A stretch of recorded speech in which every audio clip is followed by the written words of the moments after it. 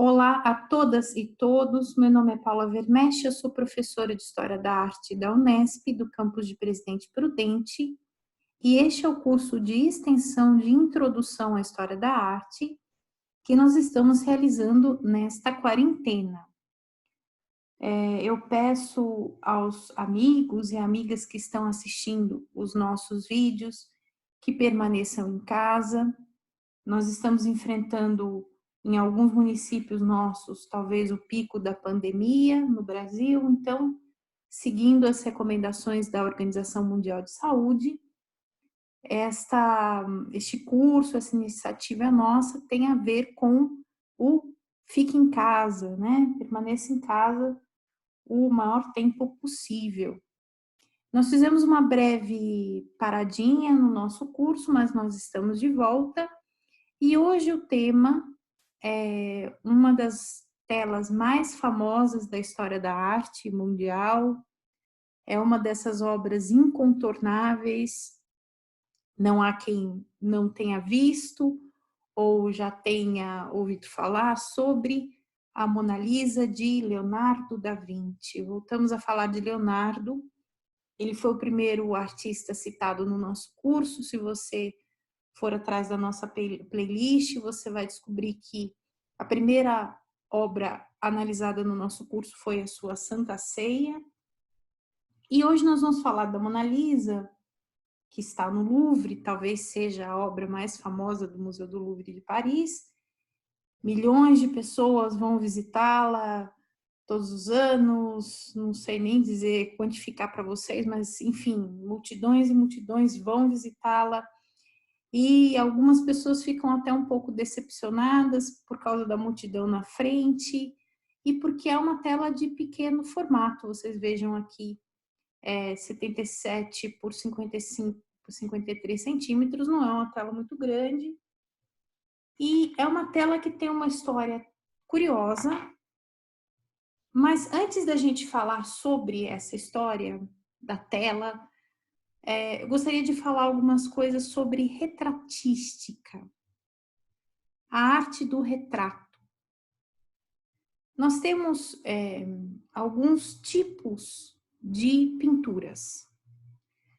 Esses tipos de pinturas, depois nos séculos 16, 17, vão ser objeto de tratados, ou seja, de textos normativos escritos por artistas, por críticos, enfim, a teoria dos gêneros na pintura, ou seja, dos tipos de discurso que uma pintura pode trazer para nós. Então, nós temos a pintura sacra, a pintura de exaltação dos feitos do rei, e temos o retrato. O retrato tem uma origem muito antiga. Os primeiros a fazerem retratos, os egípcios, nós temos alguns bustos e a indicação de que essas esculturas, essas pinturas são representações de determinados personagens que são identificados pelas legendas em hieróglifos, a escrita pictográfica dos egípcios. Muito que bem, mas a primeira população a fazer sistematicamente retrato do jeito que nós conhecemos, ou seja, com uma verossimilhança, com uma semelhança do rosto do retratado, foram os etruscos. Os etruscos são uma população que vivia na Itália Central, na atual Itália, e que eles vivem lá há muito tempo, considerado uma população autóctone, ou seja, está lá desde sempre.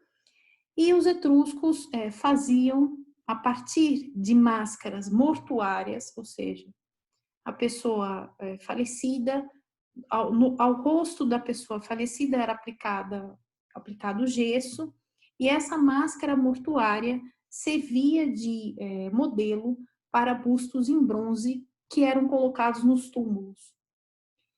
Então, de início, para os etruscos, a retratística tinha a ver com a arte funerária, ou seja, com todos os artefatos e objetos para os túmulos, para os ritos fúnebres. A ideia é que essa máscara pudesse conservar o rosto, o semblante de quem se foi. É evidente que o rosto de uma pessoa é algo único. Por mais que pessoas numa mesma família tenham rostos muito parecidos, mas sempre tem alguma coisa que se destaca no rosto, ou uma cicatriz, uma pinta, um jeito de olhar, de se expressar, enfim, algo que singulariza e que individualiza e que a vontade de que isso permaneça na memória, então é a base dessa retratística etrusca. Os romanos vão herdar dos etruscos essa vontade de vencer a morte, vencer o tempo, vencer os limites da memória humana. Então, quando eu falo para vocês desses retratos dos etruscos, para vocês terem uma ideia na linha do tempo, eu estou citando retratos em bronze do século VII a.C., VI a.C., ok? E, para todo mundo lembrar, a era imperial romana começa com a era cristã. Em Roma, a retratística vai se tornar muito importante para a política. Então, a imagem do imperador, a imagem do governante, ela vai ser levada a todos os cantos do império. Sabemos que os romanos, no século I da era cristã, vão ter possessões em quase toda a bacia do Mediterrâneo. Então, é fundamental que o busto do imperador esteja ali para que a autoridade deste governante se faça presente, numa província mesmo que distante. Os romanos começaram uma tradição do retrato fidedigno, ou seja, o mais verossímil possível, o mais ligado à fisionomia possível. Não há uma idealização nos retratos romanos. Por esse motivo, nós conhecemos muito bem o rosto de Otávio Augusto, de Júlio César, de Trajano, de Vespasiano, inclusive os defeitos na fisionomia, a testa muito curta, os narizes muito proeminentes, ou os queixos, enfim. A gente conhece muito a fuça mesmo de cada imperador romano, né? Você pode até imaginar essas pessoas, são retratos muito vivos os retratos dos romanos. A retratística vai conhecer uma certa quebra durante alguns períodos da Idade Média, não todos.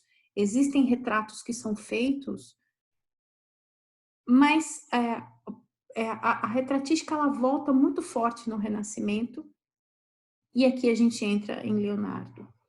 Se faz retrato de particulares, se faz retrato de pessoas que são habitantes das cidades. Esses retratos, eles têm várias funções, e esses retratos, eles muitas vezes são homenagens ou são importantes na memória familiar e cívica, enfim.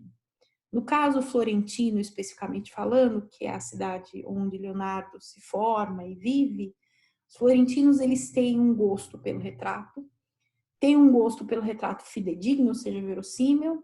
Por isso a gente sabe que os Médici não eram homens lá muito bonitos, enfim, porque o rosto aparece com os defeitos de expressão e fisionomia e tudo mais. E Leonardo, ele vai receber uma encomenda de um mercador. Nós temos hoje mais certo esta questão, alguns documentos foram descobertos recentemente por pesquisadores alemães.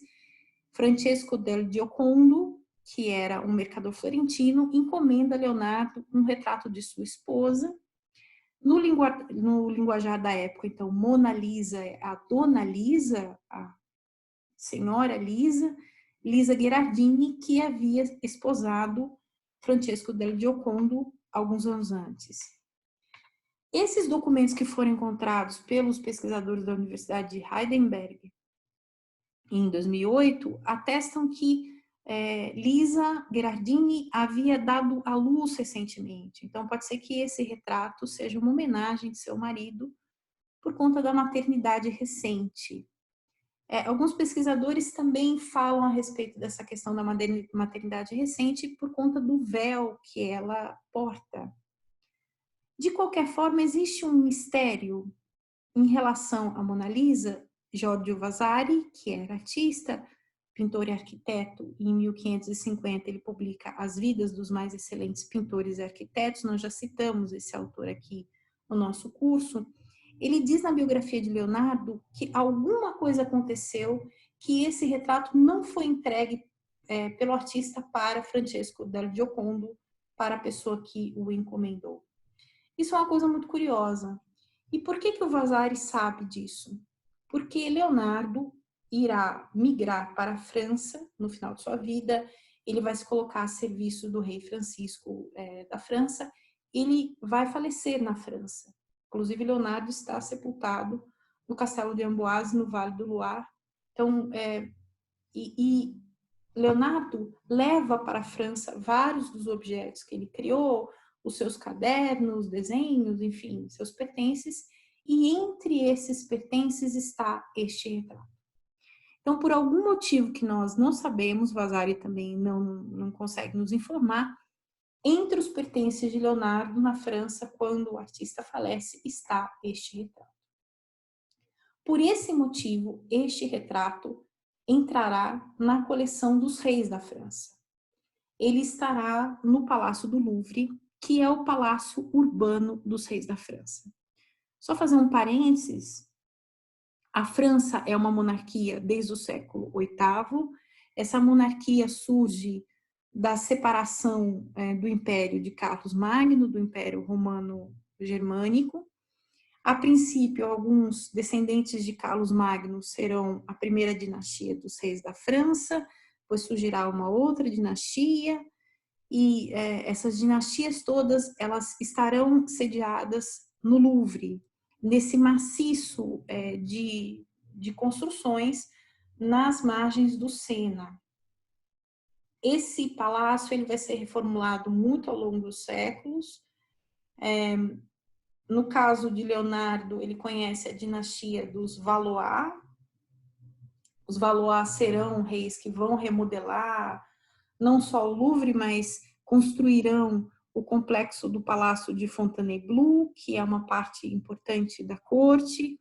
Lembrando vocês que a dinastia seguinte, que é a dinastia dos Bourbon, Luís XIV vai construir Versalhes, que é a outra corte dos reis franceses. O Louvre ele tem uma importância central e política na vida de Paris, é a casa do rei, e a Mona Lisa fica ali guardada entre esses pertences. Ela só será exposta ao público depois da Revolução Francesa, ou seja, da deposição da dinastia dos Bourbon e da monarquia, quando o Palácio do Louvre, por imposição de Napoleão Bonaparte, se torna um museu público.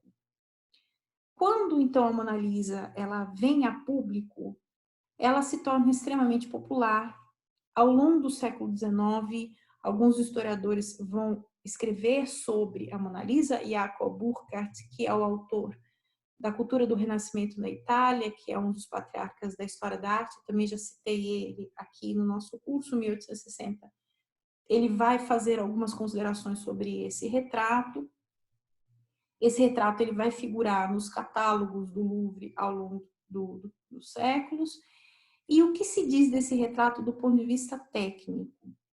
Se fala muito, isso já em Vasari, que o esfumato, ou seja, a técnica de esfumar os limites da figura e da paisagem, aqui é experimentado por Leonardo em sua máxima potência. Essa técnica ela explicaria por que existe essa combinação entre a figura e o fundo, ou seja, que é impossível a gente tirar a Mona Lisa do seu fundo, essa paisagem com essa neblina, essa atmosfera pesada, é como se fosse tudo uma coisa só. E isso tem a ver com o esfumado. Também se falou muito da perfeição técnica das mãos da personagem, muito bem modeladas por Leonardo. Se falou muito dessa paisagem misteriosa, dessa paisagem com muita umidade, com esse rio, essas montanhas. ao fundo, essa paisagem vai ficando azulada, porque Leonardo diz no Tratado da Pintura, nas suas anotações, que quanto mais próximo do horizonte, mais longe do espectador, as coisas vão ficando azuis. Agora, tem uma coisa aqui que nós precisamos levar em consideração em relação à Mona Lisa, que é o seguinte: a obra se encontra em péssimo estado de conservação. Por que eu digo isso? Vários motivos. Ao longo dos séculos, ela foi acondicionada de uma maneira bastante equivocada, para não dizer outra coisa. Se diz até que num determinado momento ela fica em aposentos do Louvre que eram banheiros ou utilizados para banho, enfim, ela pegou muita umidade. Os vernizes que Leonardo utilizou, que são vários os vernizes, eles foram sendo removidos em restaurações desastrosas. Numa dessas restaurações desastrosas, as sobrancelhas da figura também foram, enfim, né, viraram lembrança. Ela tinha sobrancelhas, ela tinha outros detalhes no rosto que se perderam. E a tela foi ficando esverdeada, foi ficando amarelada, ela foi ficando num estado um pouco complicado. Então, quando você chega perto da Mona Lisa, você tem que levar em consideração isso, que muito da obra se perdeu. A gente está diante de uma ruína, assim como no caso da Santa Ceia. E aí se perde um efeito que o Vasari diz, que a Mona Lisa parecia viva. Era uma tela que parecia que a pessoa estava olhando, que ela estava ali viva. O interessante é que, apesar da má conservação e do estado geral um pouco arruinado, para não dizer um pouco, muito arruinado da obra, a Mona Lisa até hoje tem este efeito. E muito já se disse sobre esse efeito de vida da personagem. Se ela está rindo, se ela não está rindo, se ela está triste, se ela está melancólica, se ela nos olha com ironia, se ela nos olha com desprezo. Cada espectador vê na Mona Lisa algo, uma projeção. É interessante porque ela tem uma vida própria e ela é um espelho. Ela existe por ela mesma, por si própria, num universo particular e misterioso, e ela também nos encara como uma esfinge. Muito se diz também, e aqui eu já entro no século XX, que a Mona Lisa seria uma dessas obras que fala a respeito do conceito de obra de arte. O que é uma obra de arte? É um enigma. As obras de arte são enigmas que nos são propostos pelos artistas. Como enigmas, elas têm diversas interpretações possíveis. A Mona Lisa, tudo já se diz sobre a Mona Lisa. Tem gente que diz que a Mona Lisa é Leonardo vestido de mulher, e isso teria a ver com a homossexualidade do artista. Tem gente que diz que a Mona Lisa é alguém que, enfim, tem uma... É como se... tem uma vida misteriosa nessa personagem.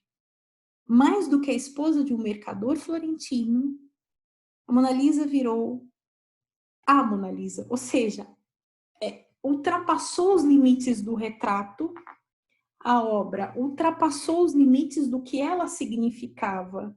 E ela significa algo por si própria, por ela mesma. Ela tem uma vida independente do Leonardo, independente da Mona Lisa, do Francesco, ou seja, do Francesco del Giocondo. Por isso que ela é chamada de Gioconda, né? A Gioconda, né? A esposa do Giocondo. Enfim, ela vive por ela própria e ela nos encara como uma esfinge. Ela nos encara e nos propõe enigmas. É inesgotável a possibilidade aqui, e é interessante como um simples retrato pode virar tantas coisas. A retratística é uma parte muito poderosa da pintura. Alguns artistas vão se especializar em retratos e autorretratos. Então, não é de hoje essa obsessão nossa pelo retrato, pela selfie, pelo autorretrato, enfim. Espero que vocês estejam gostando do curso e até mais!